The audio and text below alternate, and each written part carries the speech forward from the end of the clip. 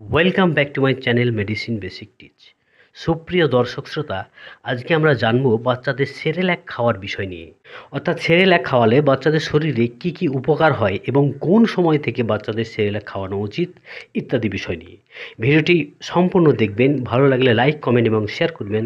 আর এই ধরনের গুরুত্বপূর্ণ ভিডিও দেখার জন্য চ্যানেলটি সাবস্ক্রাইব করে রাখুন। সুপ্রিয় দর্শক, প্রথমেই আমরা জেনে নেব সেরেল্যাকের উপকারিতা সম্পর্কে।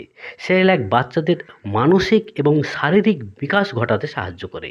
অর্থাৎ সেরেল্যাক খাওয়ালে বাচ্চাদের ব্রেন ডেভেলপমেন্ট হয় এবং বাচ্চা সুস্বাস্থ্যের অধিকারী হয়। সেরেল্যাকের মধ্যে থাকা বিভিন্ন প্রয়োজনীয় পুষ্টিগুণ iron, vitamin C, iodine, omega three, vitamin B one এবং বিভিন্ন নিউট্রিশন বাচ্চাদের ইমিউনিটি পাওয়ার বা রোগ প্রতিরোধ ক্ষমতা বাড়াতে সাহায্য করে এবং মস্তিষ্ক ও জ্ঞানীয় বিকাশে সহায়তা করে। এছাড়াও সেরেল্যাকে থাকা বিভিন্ন ভিটামিনস এবং খনিজ সহ 14টি গুরুত্বপূর্ণ পুষ্টিগুণ শিশুদের পুষ্টির চাহিদা মেটায় এবং হাড় শক্ত করে।